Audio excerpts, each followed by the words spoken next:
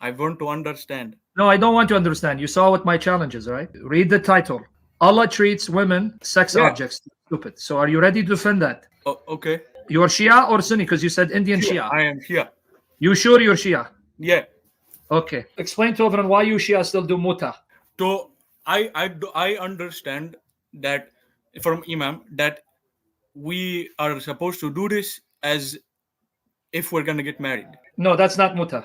No? No, muta is not that. Are you sure you're Shia or you're making fun of me? No. I promise. I want to understand. I don't even know if I am Shia anymore. But Okay, good. Hopefully you're not Shia anymore. You ask the Imam, say, Imam, isn't muta when I find a woman, we agree to marry for, let's say, 3 days, then I divorce her and I give her money. That's muta. That's not marriage. It's called temporary marriage.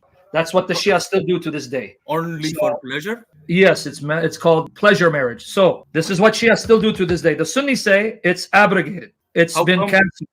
How come not Shia? Because the Shia say we don't follow the Sunnah of the Sunni. We don't follow Bukhari Muslim. We follow Kulaini, Kafi.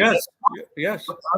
So in our hadith, it's not abrogated. In our hadith, we still do muta. So I'm gonna ask you, be honest. If you're honest, man, I will speak with you with respect. All if you're right. honest, All right. I'll speak with respect. Would you be okay, my friend? Your Shia neighbor, he comes to your sister or your daughter and says, I want to do muta with you. Would you be okay with that? Not now. I understand. Why? The Shia still do it. What do you mean not now? I thought it is for if you like woman, you do this, and if you like her, you marry. If you do not, you No, cancel. it's called pleasure marriage. You do it for a short time and you divorce. And she know it. We're gonna get married for a month, 1 week, 2 weeks, 3, and then I'm done. I pay you, and then we go to the imam and he does the ceremony. So are you okay with that? But that is prostitution. Say it again. Isn't that prostitution? Exactly. That's what we say. Muhammad prostituted women. You just said it. Oh my God. Yes, say it again. But I cannot.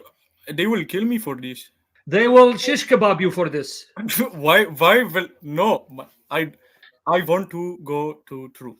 But if I tell What? my brother or my friend, they will kill me. They will shish kebab you, brother. Not going to kill you. They make you halal meat. They take one piece of you here, one piece of you there. But you go to them. Yeah, I'm telling you. I'm not lying. You don't tell them it's prostitution because they'll kill you. Well, how would you feel if the Muslim jihadi attacked your place, because remember, the Sunni, they think you're kafir, right? Right. Well, how would you feel if ISIS came to you, took your wife? Are you married? I am, but she is Muslim and she do not want to change. No, it's okay. We're not saying leave her. So they attack you. They don't consider you true Muslim, you're Shia. They take your wife and they rape her and they sell her. Would you be okay with that? Of course, no. That it is But saying that's what like the this. terrorists were doing, right? But that's what the terrorists were doing, right? But we do not believe they're Muslim. Yeah, but Muhammad did that in the Quran. Surah Al-Nisa 4:24. Your prophet did that. Let me. The chapter of the woman, if you read ayat 23-24, it says you cannot have sex with a married woman except if she is Married. your wife in possession. Except those lawful. But they are married? Yes, it says you cannot take a married woman unless she is your captive. So if there's a married woman that you have taken as your possession, you can have sex with her. A married woman. Okay, I have a question.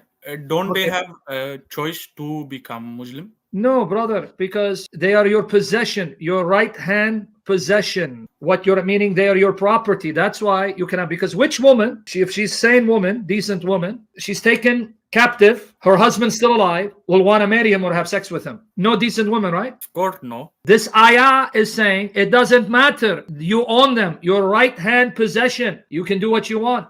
Not abrogated? Not abrogated? No, there is no ayah in the Quran that abrogated this. Oh my God. Say it again. Oh my God. So why you follow this deen? Astaghfirullah. The time to give up this deen, brother. I have heard from my friend in Old Testament, they say if you have you like girl slave, you had to cut the hair. And no, he didn't. Yeah, I know. I'll give you that. He didn't understand, but I thought. Yeah, no, I'll tell you. He didn't. He actually lied to you because he doesn't explain to you. This actually shows you can't rape her. You can't have sex with her. You have to make her your wife. That's not the Quran. The Quran says no. You can take her and you can have sex with her. Here, this is what he's referring to. So your friend who told you in the Old Testament say, "Wow, this law is better than Muhammad and the Quran because this is written 2,200 years before Muhammad." Deuteronomy 21, 10 to 14. I'm going to read for you, okay? When you go to war against your enemies, and the Lord your God delivers them into your hands, and you take captives. Watch, captives, right? If you notice among the captives a beautiful woman, notice she's not married, and are attracted to her, you may take her as your wife. Bring her into your home, have her shave her head, trim her nails. Now watch. Put aside the clothes, the one clothes that she was captured in. Make sure she changes her clothes. All right. After she has lived in your house and she has mourned, she's cried for her family and father, mother for a full month, then you may go to her and be her husband. She shall be your wife. So you can't have sex with her. You can't rape her. Shaving was a sign of mourning. When someone died, they would shave their head as a sign that they lost a loved one and they're grieving. Oh, Give her yes. a month. A lot of Indians do this. Oh, But see, say it again. Men, a lot of Indians do, but men, not women. But I Yes. understand. Now, then after a month, do you rape her or you marry her and make her your wife? It say you what marry. Yes. And then it says, if you're not pleased with her, let her go wherever she wishes. You must not sell her or treat her as a slave, since you have dishonored her because you've divorced her. They are not captive? No, she's your wife and you divorce her, she's free. This is better than the Quran. The Quran says, no, they're your captives, have sex with them and sell them.